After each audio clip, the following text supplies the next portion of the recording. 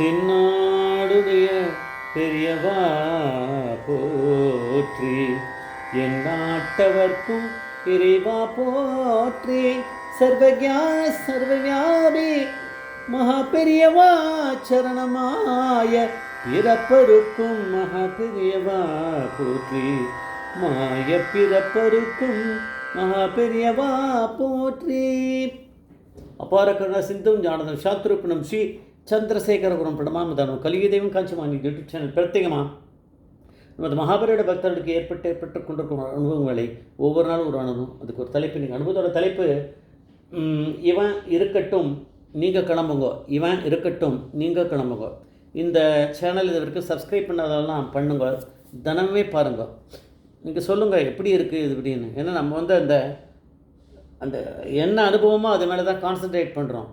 நிறைய விஷயங்களை சொல்லி 2-3 நாள் 4-5 நாள் ஒரே எபிசோடு உங்களுக்கு கேட்குறதுக்கு உங்களுக்கு அது ஒரு விருப்பம் இருக்கணுமே. அதனால் அந்த ஒரு நாள்லேயே அது வந்துடுற மாதிரி தான் பெரியவா கொடுத்த அனுகிரகத்தில் இந்த மாதிரி போயின்னு இருக்குது. அதுக்கு தலைப்புங்கிறத நம்ம பெரியவா கொடுத்த அனுகிரகத்தில் நம்ம தான் ஆரம்பிச்சிருக்கோம். இதை வந்து சிம்சன் வைத்தா அப்படிங்கிறவர் மாபிரியாளுக்கு ரொம்ப காலம் கூட இருந்து கைங்கரியம் பண்ணுவார். சிம்சன் வைத்தா அவர் வந்து அவருடைய மனைவி மேபி அவரும் இருக்காருன்னு நினைக்கிறேன். அவரும் மனைவி 2 பேருமே சேர்ந்து தான் ஒரு இது கொடுத்துருக்கா இதை அவளுடைய. ஆனால் அந்த அவளுடைய மனைவி ஸ்ரீமதி லலிதா சிம்சன் வைத்தா அப்படிங்கிறவர் அவள் தான் இதை கொடுத்துருக்கா இந்த இன்டர்வியூவை. இவள் என்ன சொல்கிறா, இவள் பிள்ளை வந்து இவளுக்கு ஒரு பிள்ளை சிம்சன் வைத்தாக்கும் இது பொண்டாட்டி வந்து லலிதாவுக்கு இந்த தம்பதியாக இருக்குது. அந்த அவனுக்கு வந்து அந்த பையன் ஐடிசியில் வந்து முதல்ல ஜாயின் பண்ணியிருக்கான். அதுக்கப்புறம் அங்கே கொஞ்சம் காலம் இருந்துட்டு அதுக்கப்புறம் சிட்டி பேங்க்கில் ஜாயின் பண்ணியிருக்கான்.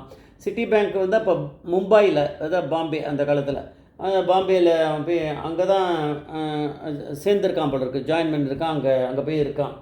அப்படி இருக்கும்போது ஒரு நாள் சொல்கிற, அந்த நாள் வந்து 10th மார்ச் 1993 அன்றைக்கி நடந்த ஒரு சம்பவம் இது பார்க்கணும். 10th மார்ச் 1993 அன்றைக்கி வந்து இவர் வந்து சிம்சன் வைத்தா மாமா, அவருடைய பொண்டாட்டி லலிதா, அப்புறம் வந்து பிள்ளை பேரை சொல்ல அவர் 3 பேருமா இவர் தரிசனம் பண்ண மடத்துக்கு போயிருக்கா, காஞ்சி மடத்துக்கு. போன உடனே தரிசனம்லாம் முடிஞ்ச உடனே எல்லோரும் போக வேண்டியதானே. பெரியவா என்ன காரணம் பரமேஸ்வரனுக்கு தான் தெரியும், நம்மளுக்கு தெரியாது. பிள்ளையை மட்டும் இருக்க சொல்லிவிட்டு இப்படின்ட்டாரான். அது அப்புறம் அந்த இவா சொல்லுவாளே அணுக்கு தொண்டர் வந்து என்ன பெரியவா சொல்கிறான்றது அவளுக்கு அத்துப்படி அவளுக்கு தெரியும். இவன் இருக்கட்டும் நீங்களாம் கிளம்புங்கன்றா பெரியவா அப்படின்னு. அவள் கிளம்பி போயிட்டா. பையனை எதுக்கு உட்கார வச்சா என்னென்னு தெரியாது அவளுக்கு. எதுக்கு பெரியவா வந்து தன்னோட பிள்ளையை மாத்திரம் அங்கே சரி இருக்கட்டும் பரவாயில்ல பெரியவா கூட தானே இருக்கா. அவள் கிளம்பி போயாச்சு. அப்போ ஏதோ வெஸ்ட் மாம்பழம் எங்கேயோ இருந்தேன்ற மாதிரி ஏதோ சொல்கிறாவா. அப்போது தரிசனம் பண்ணுற அவர் வந்து ரொம்ப நேரம் அங்கே இருந்திருக்காரு. இருந்துட்டு ஒரு 1-1.5 மணி நேரம் கழித்து தான் இவர் வந்து வீட்டுக்கு வந்து சேர்ந்தார். அந்த 1.5 மணி நேரம் இப்போ அங்கே இருந்திருக்காருன்னு அர்த்தம். மொத்தமாக பார்க்கும்போது 1.5 மணி நேரம் அப்படியே மேலே அவர் 1 மணி நேரத்தில் 1.5 மணி நேரம் பெரியவா என்ன இருந்திருக்கார். வந்தவுடனே அவள்லாம் முழிச்சா, எதுக்கு ஒன்றை மட்டும் பெரியவா வந்து இருக்க சொன்னா, எங்களை அமுச்சிட்டா அப்படின்னு கேட்டவுடனே அவர் பிள்ளை சொன்னார், அவருக்கு மட்டும் என்ன தெரியும், உங்களை அமுச்சிட்டா என்ன அங்கே எதிர்க்க அப்படி அங்கே உட்காந்துருந்தேன் நான். பெரியவா மற்ற பேருக்கெல்லாம் ஏதோ தரிசனம் கொடுத்துட்டே இருந்தார். அப்புறம் எல்லாருமே முடிஞ்சுது. அதுக்கப்புறம் 1 மணி நேரத்துக்கு மேலேயே அவர் சும்மா என்னை பார்த்துருந்தார். அப்பப்போ கண்ணை திறந்து என்னை பார்த்தாரு. நான் பெரியவாளை பார்த்துட்டே அப்படி மனசுக்குள்ளே ஒரு தியானம் பண்ணிவிட்டு உட்காந்துருந்தேன். நான் என்ன பண்ணுறது, எனக்கு ஒன்றும் தெரியல. பெரியவாளும் என்னை எதுவுமே என்கிட்ட பேசிக்கலை அப்படின்னு. அப்புறம் வந்து கிளம்பு நீ அப்படின்ட்டாரு. அப்புறம் நான் கிளம்பி வந்துட்டேன் அப்படின்னாரு. இதுதான் நடந்திருக்கு. அப்புறம் வந்து ஒரு கிளம்பி அடுத்த நாள் என்னைக்கு தரிசனம் பண்ணாலோ அடுத்த நாள் கிளம்பி பாம்பேக்கு போயிருக்கார். அதாவது 12th மார்ச். இப்போ வந்து 10th மார்ச் இது பண்ணார் இல்லையா, 11th மார்ச் வந்து கிளம்பியிருக்கார். கிளம்பி 12th அங்கே போய் சேர்ந்துட்டார். 12th போய் சேர்ந்துருக்கார். மோஸ்ட்லி இதெல்லாம் ட்ரெயினில் தான் போயிட்டார். பாம்பேக்கு போய் 12th அன்றைக்கி ஜாயின் பண்ணிட்டார் டியூட்டி.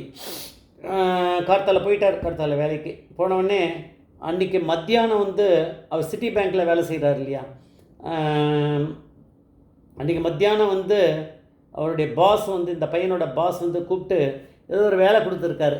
நீ அந்த இடத்துல போய் இதை ஃபைலில் கொடுத்துட்டு வா, இல்லை வாங்கிட்டு வா, ஏதோ ஒன்று அஃபிஷியலாக ஒரு ஒர்க் கொடுத்துருக்காரு இவருக்கு.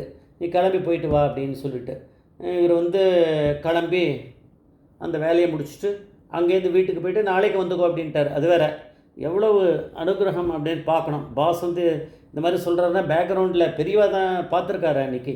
அவ்வளோ நேரம் அதுக்கு எதாவது இருக்குமே. அதனால் ஒரு ஆஃபீஸ்லேருந்து கிளம்பி வேறு ஒரு இடத்துக்கு, அங்கேருந்து பாம்பேலன்னா எவ்வளோ ரொம்ப தூரம் இருக்குமே வேறு ஒரு இடம், அங்கே ஏதாவது ட்ரெயின் அங்கே என்ன பிடிச்சோ டாக்ஸி பிடிச்சோ அங்கே போயிட்டு அப்புறம் அங்கேருந்து வீட்டுக்கு வரணும். இப்படி இருக்க நேரத்து வந்து வீட்டுக்கு போய் சேர்ந்து பாரா இருக்கும் அவர். அந்த நேரத்துக்குள்ளே இவர் ஒர்க் பண்ண இது வந்து ஃபேமஸ் எக்ஸ்பிரஸ் பில்டிங் அப்படின்னு சொல்கிறாரு. அன்றைக்கி வந்து ஒரு பெரிய பாம் பிளாஸ்ட் நடந்திருக்கு, டெரரிஸ்ட் அதெல்லாம் வந்து அன்றைக்கி. அதுதான் அன்றைக்கி நடந்த ஒரு இது. அந்த நாள் வந்து நம்மளுக்கு எல்லாருக்குமே தெரியும், ஒரு மோசமான நாள். 257 பேர் உயிர் போயிருக்கு. 400 பேருக்கு மேலே இன்ஜுரி, பெர்மனண்ட்டு டெம்பரரி இன்ஜுரி, அந்த மாதிரி கண் போயிருக்கு, கால் போயிருக்கு, கை போயிருக்குன்னு. ஆனால் ஒரு 257 பேருக்கு மேலே 257 பேர் செத்து போயிருக்கா, உயிர் போயிடுத்து. 400 பேருக்கு மேலே இந்த மாதிரி இன்ஜுரி, பெரிய மேஜர் இன்ஜுரியோடு வந்திருக்கா. இதுதான் அன்றைக்கி நடந்தது. அப்போ வந்து இவர் வீட்டுக்கு போய் அங்கே இருக்க இவள் அப்பா அம்மா தான் இங்கே இருக்காளே, வெஸ்ட் மாம்பலம் வைத்தா, அப்புறம் அம்மா 2 பேருமே. அதனால் இதை நியூஸை வந்து கேட்டிருக்கா ரேடியோவில். கேட்ட உடனே பையனை கான்டாக்ட் பண்ணி பையன் எப்படி இருக்கான்னு கேட்டுக்கணுமே. அதுவும் இப்போ பையன் வேலை செய்கிற பில்டிங்கில் தான் அது நடந்திருக்கு. அதனால் ஃபோன் அடித்து பார்த்து எடுக்கவே இல்லை. எப்படி எடுக்க போகிறான்? அதை மொபைலில் அன்றைக்கி ஆஃபீஸுக்கு தான் அடிச்சிருப்பா. அந்த ஆஃபீஸுக்கு தான் எல்லாமே இடிஞ்சு போயிடுத்த பாம் பிளாஸ்ட்டில். அது எங்கே யாரும் எடுக்க முடியும்? லைனே இருக்காது ஒன்றும்.